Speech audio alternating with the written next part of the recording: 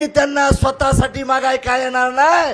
त्यांना सांगेन की माझ्या परभणीसाठी काहीतरी द्या म्हणून त्यांच्या दारात मी जोळी पसराय जाईल। आणि मला माहित आहे संभाजीनगरचा विकास आहे, नांदेडचा विकास आहे, लातूरचा विकास आहे। त्याच्या धर्तीने जर परभणीचा विकास नाही झाला तर महादेव जानकर पुन्हा तुम्हाला येणार नाही हे विश्वास देतो। आणि मी इथं राहणार आहे, एक घर घेतोय मी आता, काळजी करू नका। मी भी 35-40 वर्ष फिरतोय, इथं भी एक छोटासा बंगला घेतो आणि महिन्यातून तुमचं काम कलेक्टर एसपी साऱ्यांच्या साक्षीने करण्यासाठी मी प्रयत्न करीन एवढं अभिवचन देतो।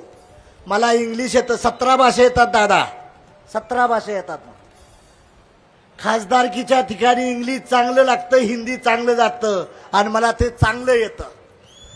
त्यामुळे मोदी साहेबापाशी बसून कसा फंड आणायचा आहे, देवेंद्र फडणवीस साहेब आहेत, अजित दादा, एकनाथ शिंदे आहेत, या तिघांच्या हाताला धरून मी विनंती करू शकतो एवढी ताकद तुम्ही द्यायची भूमिका करा। आणि माझी आपल्याला विनंती आहे, मी महायुतीचा उमेदवार आहे, मी 47 ठिकाणी ह्यांना मदत करायला जाणार आहे। मला एका ठिकाणी फक्त तुमची मदत पाहिजे, मी एक खासदार होणार आहे। पण माझी तुम्हाला विनंती आहे, सर्व तन मन धनाने साथ देऊन हे करण्याचा प्रयत्न करा। आपण मॉडेल पार्लमेंटरी सीट बनवण्याचा प्रयत्न करू, मॉडेल बनवू, स्टार MIDC आणू, एअरपोर्ट आणण्याची सोय करू, एअरपोर्ट देखील, रेल्वेच्या दृष्टीने देखील आपण वॅगन आणि बोगिंग करण्याचा प्रयत्न करू। समृद्धी मार्गाला हा जिल्हा जोडण्यासाठी मी विनंती करीन, त्या दृष्टीने आपली प्रयत्न करू। परभणी जिल्ह्यातली लोक मराठवाडा, विदर्भ, मुंबई, पुणे इथं जगाय जातात। मी ह्या नेत्यांना विनंती करीन की आम्हाला स्टार MIDC द्या, आम्हाला रस्ते नाहीत, विकासाच्या गंगा आणण्यासाठी प्रयत्न करण्यासाठी मी प्रयत्न करीन। माझं कुठं कॉलेज नाही, शाळा नाही, काय भानगड नाही, लग्न नाही, लपडं नाही, कुठं काय नाही, काळजी करू नका। आपला ध्येय आहे ती तुमच्यासाठीच आहे। लोणीकर साहेब काळजी करू नका, माझ्यानंतर नंबर तुमच्या पोरला मिळेल, राजेश विटेकरला मिळेल, मेघना दिदी तुला मिळेल। मी त्यावेळेस देवेंद्र फडणवीसला, अजितदादाला, एकनाथ शिंदेला विनंती करीन की मला यूपीला टाका, यूपीतनं लढीन, मी उत्तर प्रदेशमध्ये लढीन। त्यामुळे तुम्ही, माझी विनंती आहे, मला तुम्ही दत्तक घेतलेलं आहे, त्या दत्तकचं पारणं चांगलं फिडीन एवढी विनंती करतो। आणि ह्या नेत्यांनी माझ्यावर विश्वास टाकून मला जागा दिली। राष्ट्रवादीच्या कोट्यातले अजितदादा बारामतीला महादेव जानकर देखील येणार आहेत, प्रत्येक मतदारसंघात हेलिकॉप्टर उतरवणार आहे, मी येणार आहे। राष्ट्रवादीच्या कोट्यातली जागा मिळाली मला। 2-3 महिन्यापूर्वी फडणवीस साहेबांनी बोलले होते ती जागा आपण असं करून तसं करू, त्यांनी जागा दिली, त्यामुळं आम्हाला ही सीट मिळाली। BJP, राष्ट्रवादी आणि शिवसेनेनंतर आम्हाला संधी दिली, आम्हाला मान सन्मान दिला, त्याबद्दल मी तुमच्या तिघाचं देखील हृदयातनं अभिनंदन करतो। आणि मला दिल्लीला जाण्याची आपण संधी देताल, आशीर्वाद करताल, अशा अपेक्षा व्यक्त करून मी आपल्या जागे येतो। जय हिंद, जय भारत। धन्यवाद आदरणीय जानकर साहेब। परभणीकरांना आपण आपल्या अभ्यासू वृत्तीने या ठिकाणी आश्वस्त केलं। यानंतर महाराष्ट्राच्या रणरागिणी आदरणीय पंकजाताई मुंडे, मी आपणास विनंती करतो की उपस्थित परभणीकरांना आपण मार्गदर्शन करावं।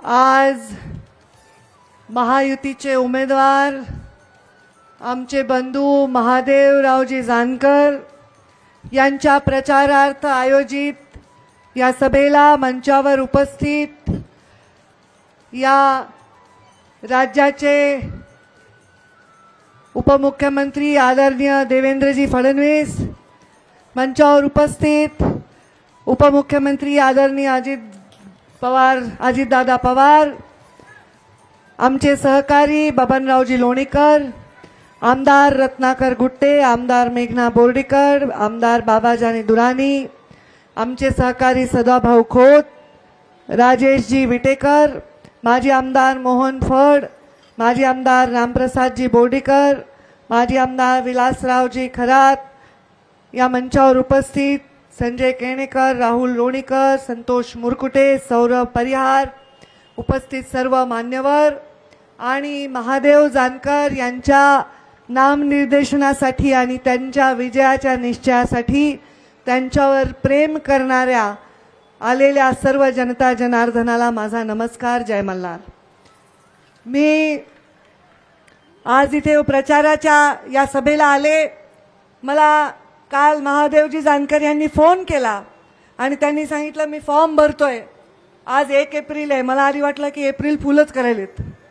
मला म्हणले नाही, आजच फॉर्म भरणार आहे आणि आज फॉर्म भरण्यासाठी ताई तुला यायचं आहे.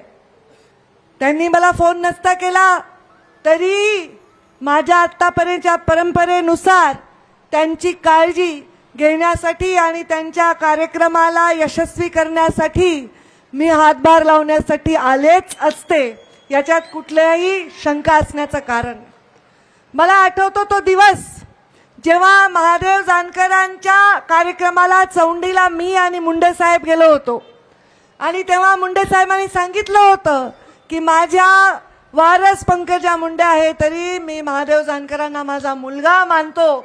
तुम्हाला प्रॉपर्टी मिळणार नाही पण राजकीय वारसा नक्की मिळेल असं त्यांनी सांगितलं होतं. त्याच्यानंतर जेव्हा महादेव जानकरांना माडा लढायची इच्छा होती तेव्हा मला मुंडे साहेबांनी एक काम दिलं होतं आणि तेव्हा महादेव जानकर साहेबांनी बारामतीची निवडणूक लढली होती. हापशावर आंघोळ करायची, जिथं बाज मिळेल तिथंच आडवं व्हायचं. जे शेतामध्ये खाणारे शेतकरी बांधव आहेत, आपले मजूर बांधव आहेत, ते खातात तेच खायचं. की कुठलाही आर्थिक शक्ती न लावता सुद्धा सामान्य माणसाच्या कुडामध्ये झोपडीमध्ये राहून या माणसाने इतिहास केला आणि त्यांच्या पाठीमागे मुंडे साहेबांनी आशीर्वाद उभा केला. एक बहीण म्हणून मी त्यांची साथ दिली. त्याच्यानंतर ते आमच्या महायुतीत राहिले, विधान परिषद दिली, आता आमदार झाले आणि मंत्री झाले आणि अत्यंत चांगलं काम केलं. विटेकरांनी उल्लेख केला की त्यांचं व्यक्तिमत्व निष्कलंक आहे. कुणाचे 5 पैशाचे ते मिंदे नाहीत. सामान्य माणसाच्या विकासासाठी त्यांनी घर सोडले अनेक वर्षापूर्वी. लोणीकर साहेबांनी सांगितलं तसं महादेव जानकर अविवाहित आहेत.